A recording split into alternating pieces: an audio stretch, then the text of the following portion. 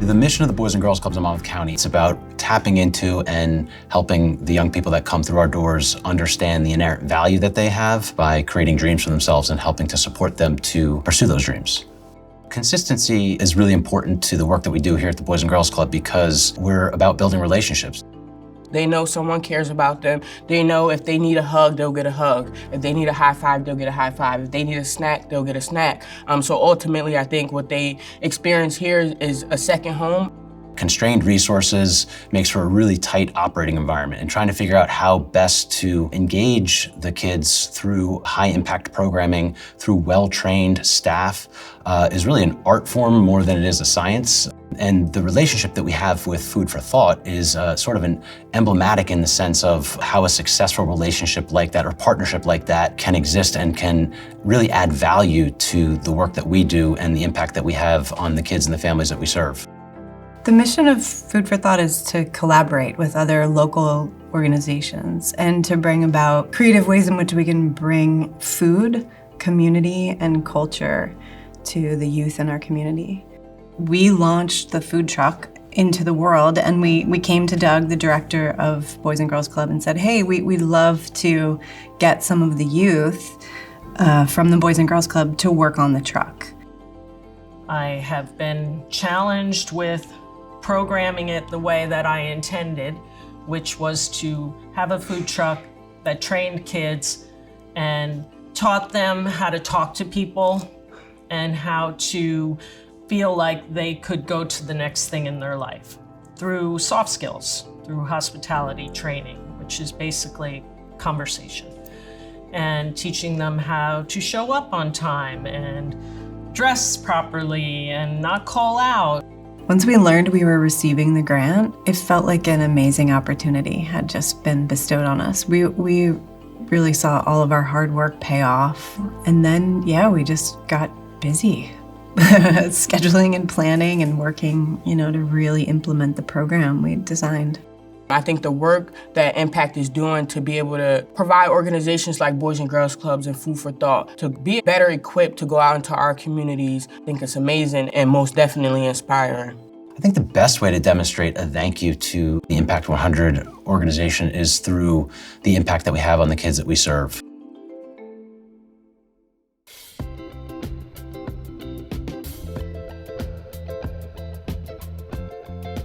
I'm Stephanie Cartier, and I am the co-founder, along with my husband Mark, of No Limits Cafe, a nonprofit lunch cafe in Middletown that currently employs 37 adults with intellectual disabilities. My husband Mark and I have a daughter with Down syndrome who's now 24. When she was 18, it became time to start thinking about what would her future be. And coincidentally, 2 weeks later, Lester Holt had done a story on NBC Nightly News about a restaurant in the Dallas area in Texas called Hugs Cafe. And we went down to Texas, we volunteered for a week to see if it's something that we could do in New Jersey. And then we came back to New Jersey, and that is how it all started. The unemployment rate for people with intellectual disabilities in the United States, in fact, in the entire world, is 80%. And with the United States unemployment rate at being only currently 3.4%, that is a huge disparity.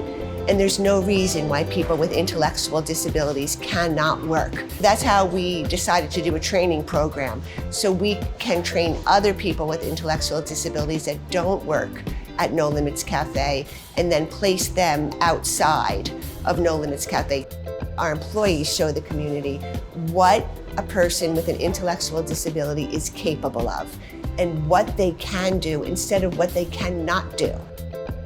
Impact 100 Jersey Coast grant that we received is going specifically for our training program. We will train 25 adults in the restaurant business, and we will place them in jobs outside of No Limits Cafe and near where they live and in what they like. It doesn't have to be a restaurant, and that's transformational. I like having friends that work with me. I'm enjoying it so much, and I'm happy. And this is my place I like to work. All of our employees, because we've been open for 3 years, have a I'd say a very special bond. We have a lot of boyfriend and girlfriend couples. Many of our employees go out every Friday with each other. Sometimes 15 to 20 of them go out. They go bowling, they go to a show at the Count Basie. I also think it's really amazing other employers' eyes in the community that have been open to the possibility of hiring somebody with an intellectual disability. The success for No Limits Cafe for me personally is to see the amazing growth in every employee that's walked through this store. Everybody grows at their own pace. Some take longer than others, but they all grow and they all get there, and that has been amazing.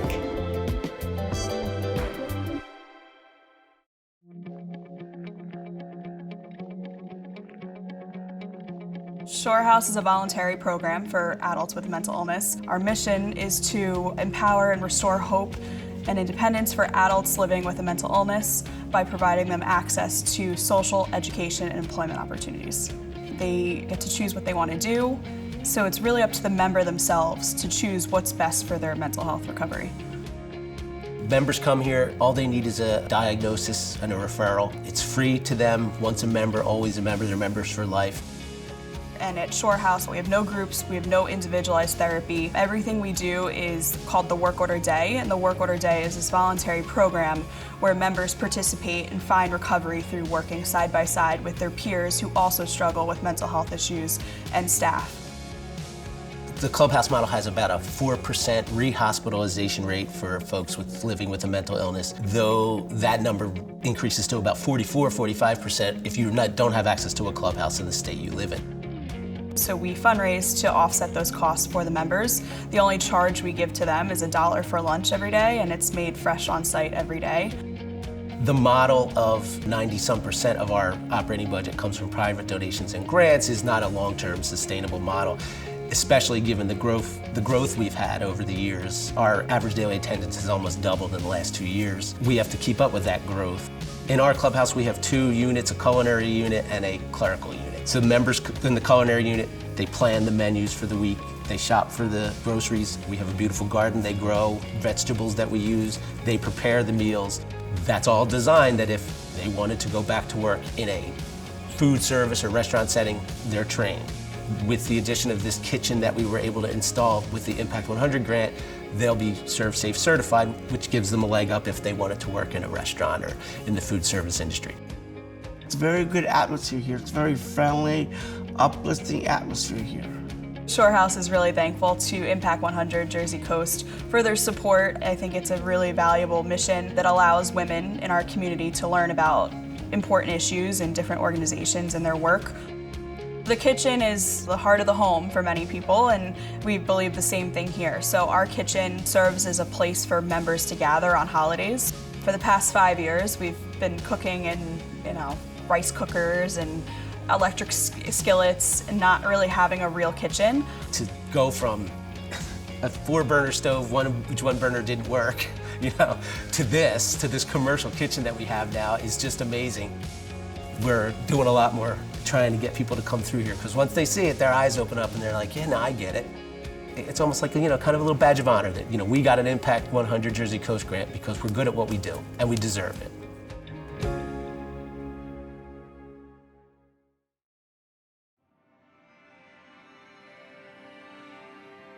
The Society for the Prevention of Teen Suicide was started by 2 families in 2005 who had each lost a child to suicide. One of the first initiatives of the organization was to have legislation passed in New Jersey.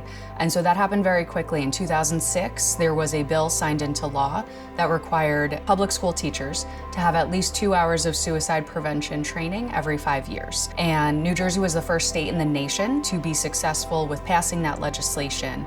Overall, the mental health has grown over the past couple of years. Things that are happening within the home that are carrying over into the school district. I feel a lot has to stem with social media, substance abuse, and grief. Our mission statement is to increase the education and awareness to entire communities to help decrease the stigma around suicide and mental health and encourage youth to reach out for help.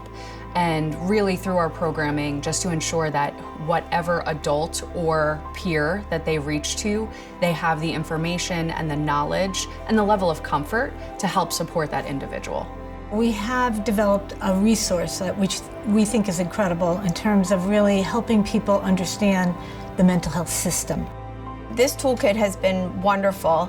We distributed it to all of our 3rd through 8th graders in my district. We presented a video to our parents during back to school night. When a parent is in crisis, this toolkit has been wonderful to present to them and be able to highlight and circle agencies that they might need to reach out to. Up until this point, we've had the toolkit in a pamphlet form. With what Impact 100 has been able to do with their funding is enable us to put it online so that everyone can have access to the pamphlet. Moving the toolkit online to a digital platform is very beneficial to the organization, but I think more so beneficial to the parents who receive it. Moving it online will allow us to provide direct links to resources and just really enhance the information available and the experience for the parents. When I first heard about Impact 100 and started getting introduced to these women that were powerful, resilient, strong in their community, strong in their workforce, and I saw the amount of energy. When we found out that we had received the award, it was extreme happiness and joy. Also a huge sense of accomplishment because we had applied so many times and being able to be on stage and receive that big check, but also very fulfilling knowing that we're able to carry out our mission and educate more families and save the lives of more youth. And the impact that Impact 100 Jersey Coast has made in Monmouth County across all of the grants and all of the years has been so incredibly important. Thanks to Impact 100 and the generosity of so many different foundations, we are able to do the work that oftentimes goes unfunded through the government. The world is very divisive right now, but when you see people come together to bring one agenda to the table, and that's to do good, it really makes you have faith in humanity again.